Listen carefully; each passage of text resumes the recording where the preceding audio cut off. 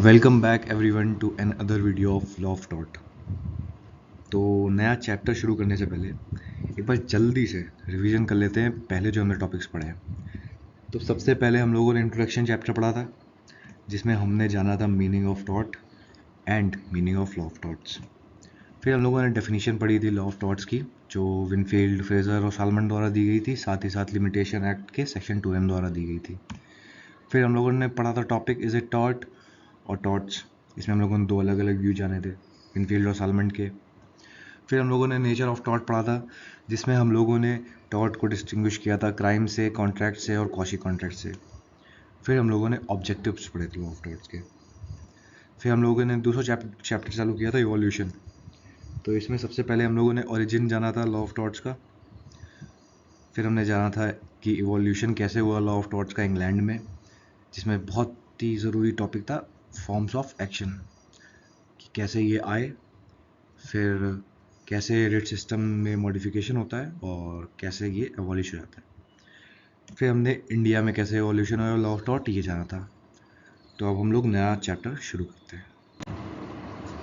तो new topic है essentials, जिसमें हम लोग जानेंगे कि वो कौन से एसेंशियल्स हैं जो एक टॉर्चरस लाइबिलिटी सिद्ध करने के लिए ज़रूरी होते हैं, जो कि 3 एसेंशियल्स होते हैं: रॉन्गफुल एक्ट, लीगल इंजरी और लीगल रेमेडी। साथ ही साथ इससे रिलेटेड हम एक नहीं 2 इम्पॉर्टेंट मैगजीन पढ़ेंगे, इंजुरिया सिने डेमनम और डेमनम सिने इंजुरिया। उसके बाद हम लोग कवर करेंगे एक और इम्पॉर्टेंट टॉपिक जो कि है मेंटल एलिमेंट्स इन थॉट्स। कौन कौन से मेंटल एलिमेंट्स होते हैं और उनकी थॉट्स के लिए क्या इंपॉर्टेंस है। तो शुरू करते हैं। Essentials for tortious liability. When a person commits a tort, that is defendant, thereby another person suffers damage or injury, that is plaintiff. The injured party can resort to a remedy by instituting a civil action. इसमें हम लोग बात कर रहे हैं defendant कौन होता है, जो पर्सन कमिट करता है टॉर्ट, और जिस पर्सन को डैमेज और इंजरी होती है उसे प्लेंटिफ कहते हैं। तो जो भी प्लेंटिफ होता है वो रेमेडी लेने के लिए सिविल एक्शन फाइल कर सकता है। The plaintiff, to be successful in his action against defendant, has to prove the following condition called general essentials required for tortious liability. These are as follow. तो plaintiff को अपना जो case उसने किया है, सिविल एक्शन किया है, उसको जीतने के लिए डिफेंडेंट के अगेंस्ट उसे ये प्रूव करना पड़ेगा कि जो भी जनरल एसेंशियल्स रिक्वायर्ड रहते हैं टॉर्चरस लाइबिलिटी के लिए, क्या वो उसके केस में है। तो ये हमने जान लिया एसेंशियल्स कैसे यूज़ होते हैं, क्या किस लिए ज़रूरी होते हैं। अब हम लोग जानेंगे कि एसेंशियल्स कौन कौन से हैं। तो सबसे पहला एसेंशियल है रॉन्गफुल एक्ट और omission. When a person done some act which he was not expected to do, or he must have omitted to do something which he was supposed to do. तो wrongful act के बारे में हम लोग इसमें जानते हैं कि रॉन्गफुल एक्ट क्या क्या हो सकते हैं, कि या तो किसी इंसान ने कुछ एक्ट ऐसा कर दिया जो उसे नहीं करना चाहिए था, या फिर उसने कुछ ऐसा करने से मना कर दिया जो उसे करना था, तो वो रॉन्गफुल एक्ट हो जाता है, रॉन्गफुल एक्ट और ओमिशन हो जाता है। तो the wrongful act must be recognised by law. If there is moral or religious wrong, the liability will not occur.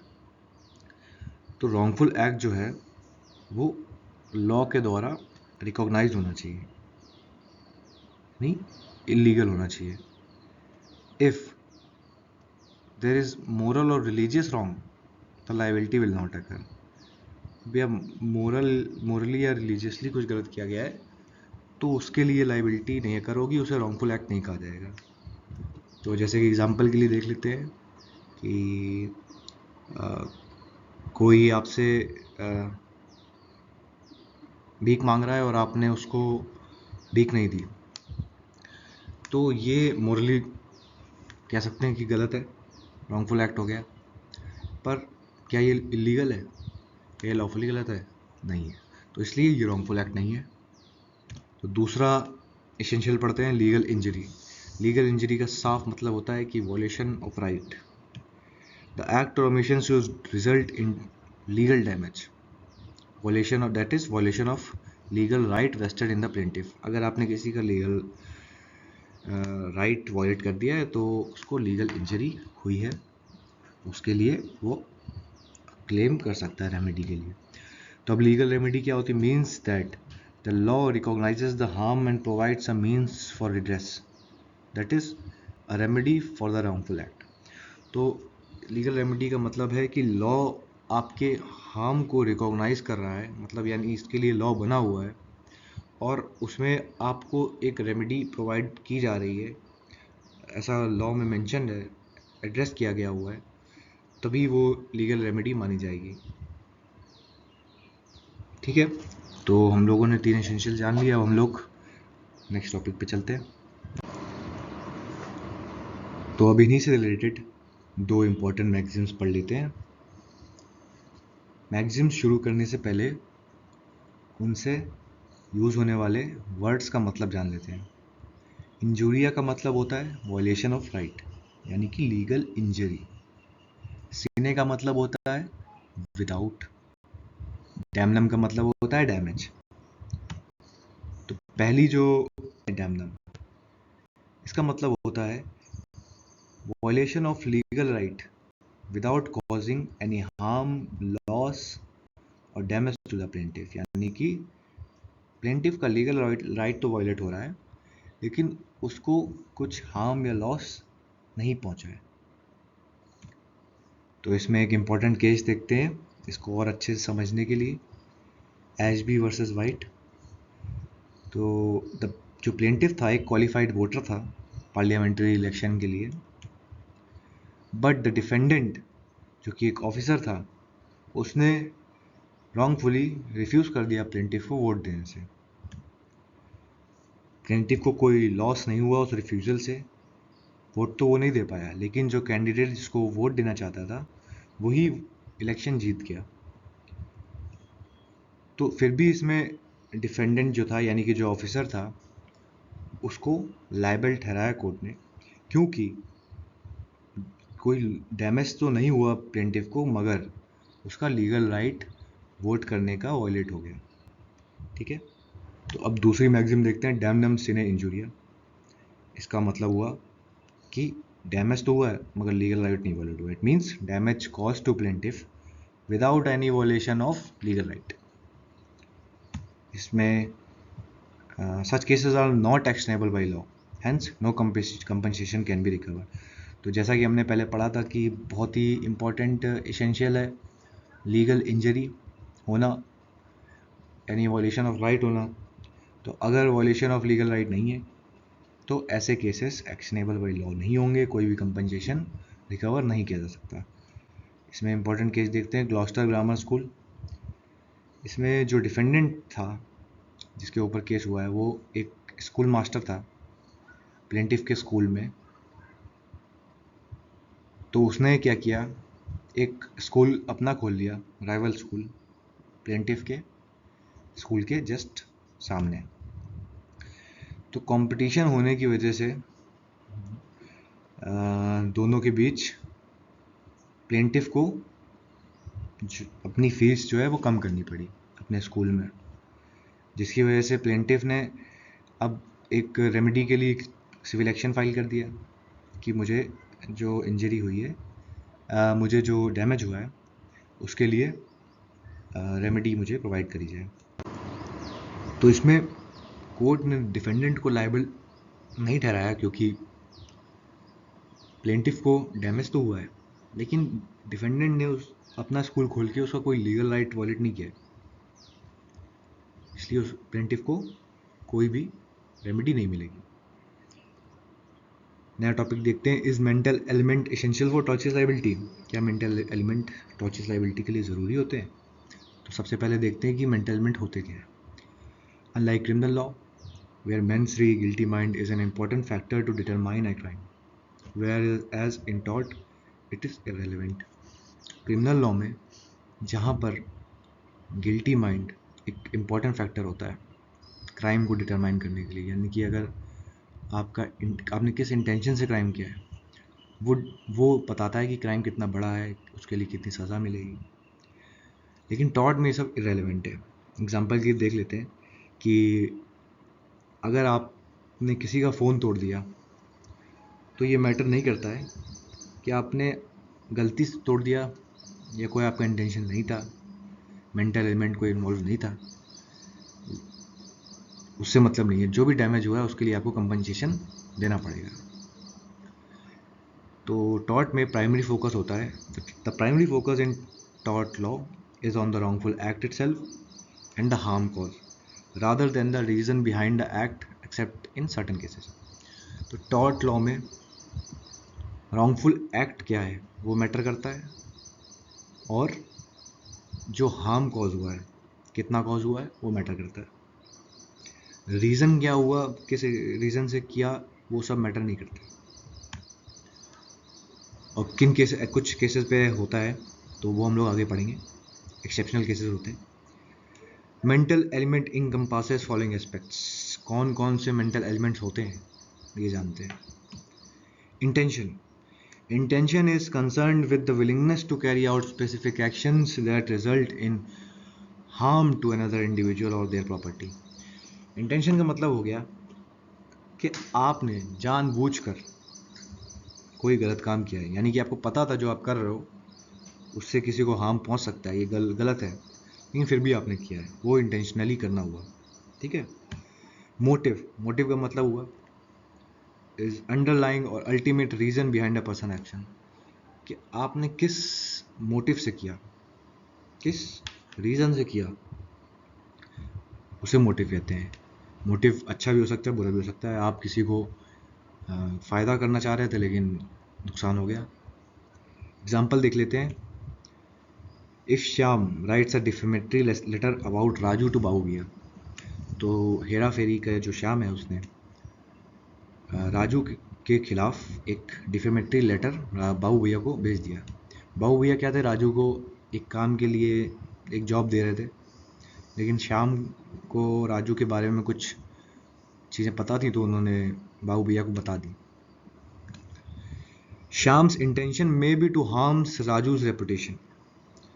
तो ये हो सकता है कि श्याम का इंटेंशन जो हो सकता है वो राजू की रेपुटेशन ख़राब करना हो सकता है, क्योंकि ये इंटेंशनली काम किया जा सकता है, किसी की रेपुटेशन ख़राब करना। ऐसे केस में यही डिफेमेटरी लेटर पोस्ट करके इंटेंशन क्या हो सकता है, ये हो सकता है कि किसी की रेपुटेशन आप ख़राब करना चाहते हो, ये इंटेंशन हो सकता है। But the motive could be to warn Babu Bhaiya who might be thinking of hiring Raju. तो मोटिव क्या हो सकता है, अल्टीमेट रीज़न क्या हो सकता है कि बाबू भैया को वॉर्न करना था कि राजू को हायर मत करिए, बाबू भैया के फ़ायदे के लिए। तो इंटेंशन और मोटिव में बहुत ही थोड़ा सा डिफरेंस है, मतलब काफ़ी डिफरेंस है, पर थोड़ा समझ में आ रहा है। बस ये समझ लो कि जब हम लोग जानबूझ के कुछ कर रहे हैं, इंटेंशनली कर रहे हैं, तो वो इंटेंशन कहलाएगा। और इंटेंशन बैड ही होगा, क्योंकि आप रॉन्गफुल एक्ट कर रहे हो जान के, तो वो गलत ही इंटेंशन कहलाएगा। अब मोटिव क्या हो जाएगा, मोटिव यानी कि आपको जो बाद में जो अल्टीमेट रीज़न था करने का, वो आपका सही था या गलत था, वो मोटिव होता है। तो जब मोटिव गलत होता है, ख़राब मोटिव करते हैं, उसे हम लोग मैलिस कहते हैं। Term malice has been used in two different senses. Malice by law. In legal sense, malice means any wrongful act done intentionally without just cause or excuse. यानी कि आपने कोई गलत काम किया इंटेंशनली, उसका आपके पास कोई भी एक्सक्यूज या जस्ट कॉज नहीं है। ये मैलिस को लॉ में डिफाइन किया। मैलिस फैक्चुअली क्या होता है, मैलिस बाय फैक्ट। तो पॉपुलर सेंस में मैलिस का मतलब होता है कोई भी आपने एक्ट किया with evil motive. Thus malice in fact refers to actual malice. Malice का मतलब फैक्चुअली यही होता है पॉपुलर सेंस में, कि आपने बहुत ही गलत इरादे के साथ काम किया। ठीक है। Place of mental elements in tort, यानी कि जो हमने मेंटल एलिमेंट्स पीछे पढ़े, इंटेंशन, मोटिव और इविल मोटिव या मैलिस, तो ये सब की क्या टॉर्ट में प्लेस है, कितनी इनको इंपॉर्टेंस दी जाती है, डिसाइड करते समय टॉर्ट। तो अ wrongful act does not become lawful merely because the motive is good. कोई भी गलत काम लॉफुल नहीं बन जाएगा क्योंकि आपका इरादा अच्छा था, उसको करने के पीछे मोटिव अच्छा था, उससे आपका वो wrongful act नहीं बनेगा सही। Similarly, a lawful act does not become wrongful because of evil motive or malice. इसी तरह कोई भी अगर आपने लॉफुल एक्ट किया हुआ है तो वो गलत भी नहीं हो जाएगा अगर आपका उसमें इरादा खराब था। ठीक है, इसमें हम लोग एक केस देख लेते हैं, Bradford corporation versus pickles. The defendant was held not liable for digging on his land to stop underground water from reaching the plaintiff's reservoir, even though his motive was to force the plaintiff to buy his land. The court ruled that the act itself, not the motive, is what matters. तो defendant ने क्या किया, plaintiff के reservoir, water reservoir के पास, यानी जहाँ पे तालाब के में जो पानी जमा हो रहा था, वो डिफेंडेंट ने रोक दिया। कैसे? अपने जब अपनी ज़मीन पे गड्ढा खोद के उसने डिफेंडेंट के यहाँ पे पानी जाने से रोक दिया, अपना तालाब बना लिया उसने एक तरह से। अब इसमें ये डिफेंडेंट ने इसलिए किया कि वो चाहता था कि प्लेंटिफ मेरी ज़मीन खरीद ले। अब कोर्ट के पास गया प्लेंटिफ, तो कोर्ट ने ये रूल कर दिया कि एक्ट जो है वो मैटर करता है, मोटिव नहीं मैटर करता है।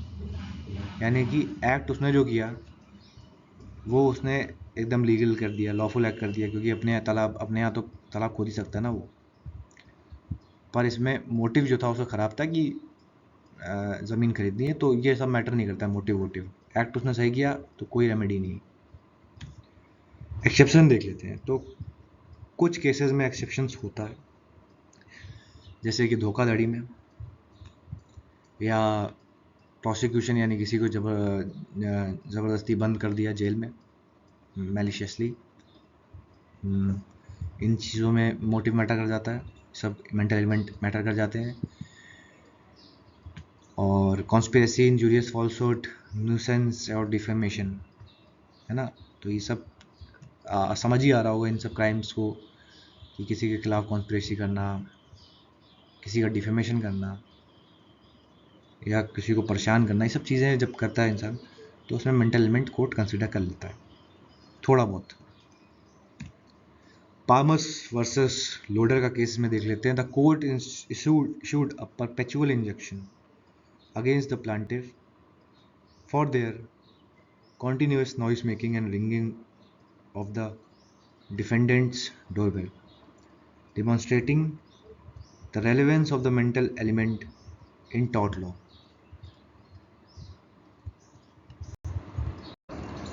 तो पाल्मर वर्सेस लोडर में कोर्ट ने परपेचुअल इंजेक्शन दे दिया, यानी कि हमेशा के लिए बाधित कर दिया उनको कि आगे से वो ऐसी हरकत ना करें, प्लेंटिफ को डोरबेल बजाना या ये सब। ऐसा कोर्ट ने मेंटल एलिमेंट को कंसीडर करते हुए किया, यानी कि कोई भी फाइन नहीं लगाया डिफेंडेंट्स पे, बस उनसे ये कह दिया कि आप आगे से ऐसी हरकत नहीं कर सकते, क्योंकि डिफेंडेंट्स ने ऐसी चीज़ें सिर्फ मजाक में की थी, परेशान करने के इरादे से नहीं की हुई थी। तो मेंटल एलिमेंट्स यहाँ पे ख़त्म होता है और ये चैप्टर भी ख़त्म होता है। अब हम लोग अगला पढ़ेंगे chapter, defences available for defendants in case of torturers liability. अभी हम लोगों ने इसेंशियल्स जो प्लेंटिफ को प्रूव करने थे टॉर्चरस लाइबिलिटी सिद्ध करने के लिए, वो पढ़ लिए। अब डिफेंसेस जो डिफेंडेंट्स के पास होते हैं, जिनको यूज़ करके प्रूव करके टॉर्चरस लाइबिलिटी से बच सकता है, वो हम पढ़ेंगे अगले चैप्टर में।